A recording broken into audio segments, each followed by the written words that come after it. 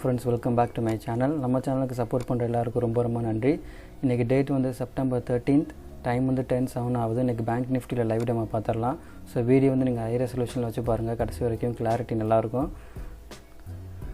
Okay, இப்போ நான் bank Nifty 50 minutes time frame chart வந்து ஓப்பன் பண்ணியிருக்கேன். மார்க்கெட் எனக்கு கேப் அப்பில் ஓப்பன் ஆயிருக்கு.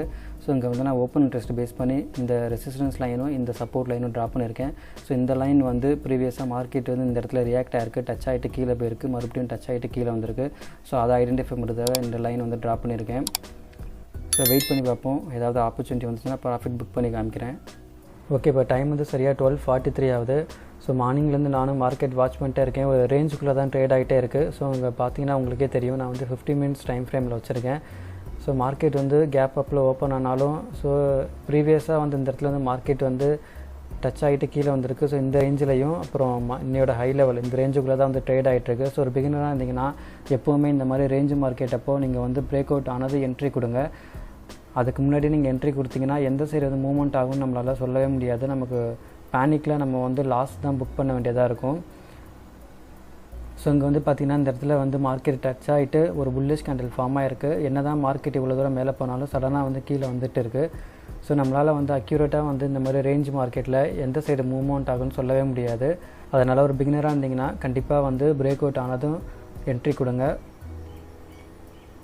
ஓகே, வெயிட் பண்ணி பார்ப்போம். ஓகே, இப்போ டைம் வந்து சரியாக 1:51 ஆகுது. மார்னிங்லேருந்து நானும் மார்க்கெட் வாட்ச் பண்ணுறேன். ஒரு ரேஞ்சுக்குள்ளே தான் வந்து ட்ரேட் ஆகிட்டுருக்கு. அதாவது இன்னையோட ஹை லெவல் அதை வந்து நான் மார்க் பண்ணியிருக்கேன். அதுக்கப்புறமேட்டு ப்ரீவியஸாக மார்க்கெட் இந்த இடத்துல டச் ஆகிட்டு கீழே வந்திருக்கு, மறுபடியும் இங்கே டச் ஆகிட்டு கீழே வந்திருக்கு. ஸோ அந்த லைனும் நான் ட்ராப் பண்ணியிருக்கேன். கரெக்டாக அந்த லைன் கிட்ட வந்து மார்க்கெட் வந்து இங்கே டச் ஆகிட்டு இப்போ மேலே வந்து மூவ்மெண்ட் ஆகிட்டுருக்கு.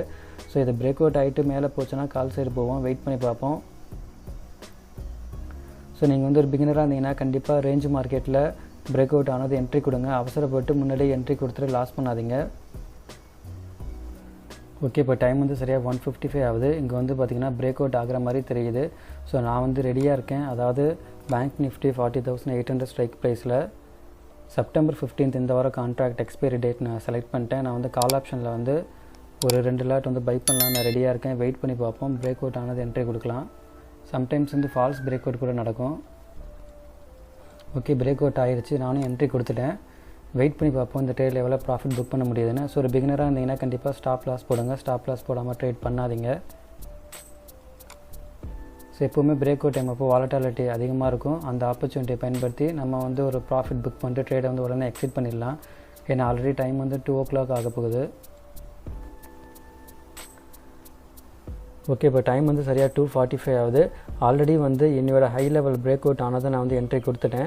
என்ட்ரி கொடுத்துட்டு என்னோடய ட்ரேட் வந்து நான் எக்ஸிட் பண்ணல. ஆக்சுவலாக மார்க்கெட் வந்து இப்போ இந்த கேண்டில் வந்து பார்த்திங்கன்னா இவ்வளோ தூரம் கீழே வந்திருக்கு. கிட்டத்தட்ட எனக்கு -1000 வந்து லாஸ் காமிச்சது. அப்படி இருந்து நான் வந்து என்னோடய ட்ரேட் வந்து எக்ஸிட் பண்ணலை, ஹோல்ட் பண்ணி தான் வச்சுருந்தேன். இப்போ வரைக்கும் நம்மளோட ப்ராஃபிட் வந்து 1200 கிட்டே இருக்குது. ஸோ நான் ஏன் வந்து ட்ரேடை வந்து அவ்வளோ தூரம் கீழே மார்க்கெட் வந்தாலும் ஏன் எக்ஸிட் பண்ணலன்னு ரீசன் நான் வந்து கடைசியாக சொல்கிறேன்.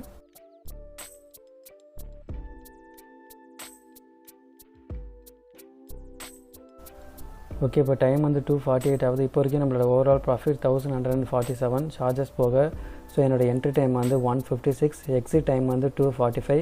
ஸோ நான் வந்து இன்றைக்கி 40,800 ஸ்ட்ரைக் ப்ரைஸில் கால் ஆப்ஷனில் வந்து 2 லாட் பை பண்ணேன். என்னோடய என்ட்ரி ப்ரைஸ் வந்து 313, எக்ஸிட் ப்ரைஸ் வந்து 337.45. ஓகே, இப்போ இந்த ட்ரேட் நான் எப்படி எடுத்துன்னு உங்களுக்கு எக்ஸ்பிளைன் பண்ணுறேன். என்னோட ஹை லெவல் வந்து பிரேக் அவுட் ஆனதை நான் வந்து என்ட்ரி கொடுத்தேன். என்ட்ரி கொடுத்ததுக்கப்புறமேட்டு எனக்கு ப்ராஃபிட்டில் போயிட்டு இருந்துச்சு. அப்புறம் சடனாக வந்து இந்த கேண்டில் வந்து பார்த்திங்கன்னா இவ்வளோ தூரம் கீழே வந்துருச்சு. எனக்கு மோர் தென் 1000 rupees வந்து லாஸில் காமிச்சது. அப்படி இருந்து நான் வந்து என்னோடய ட்ரேடை எக்ஸிட் பண்ணலை. நான் வந்து மற்ற டேட்டா ஓப்பன் இன்ட்ரெஸ்ட் அப்புறம் டெக்னிக்கல் அனாலிசிஸ் பண்ணி பார்த்தேன். எனக்கு மார்க்கெட் மேலே போகிற மாதிரி தான் எனக்கு இண்டிகேஷன் காமிச்சது. அதனால் நான் வந்து கான்ஃபிடென்ட்டாக வெயிட் பண்ணேன். அதுக்கப்புறமேட்டு இந்த கேண்டில் சடனாக வந்து நல்லா வாலட்டாலிட்டி மூவ்மெண்ட் மேலே இருந்துச்சு. அந்த ஆப்பர்ச்சுனிட்டியை பயன்படுத்தி நான் வந்து ப்ராஃபிட் புக் பண்ணிட்டேன்.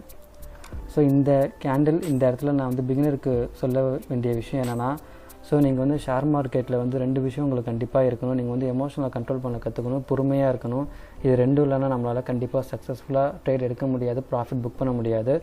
ஸோ நீங்கள் டெக்னிக்கல் அனாலிசிஸில் ஸ்ட்ராங்காக இருந்தாலும் கூட நீங்கள் வந்து பொறுமையாக இருக்க கற்றுக்கணும். உங்கள் எமோஷனலை கண்ட்ரோல் பண்ண கற்றுக்கிட்டால் மட்டும்தான் நீங்கள் வந்து ட்ரேடிங்கை வந்து ஒரு கெரியராக எடுத்து சக்ஸஸ்ஃபுல்லாக வர முடியும். ஓகே, இந்த வீடியோ அவ்வளோதான். இந்த வீடியோ பிடிச்சிருந்துச்சுன்னா மறக்காமல் லைக் பண்ணுங்கள், ஷேர் பண்ணுங்கள், என்னோடய சேனலுக்கு சப்ஸ்கிரைப் பண்ணுங்கள். இந்த வீடியோட கருத்துக்கள் எதுவாக இருந்தாலும் எனக்கு கமெண்ட்ஸில் சொல்லுங்கள். நெக்ஸ்ட் வீடியோவில் பார்ப்போம். அது வரைக்கும் தேங்க்ஸ், பாய்.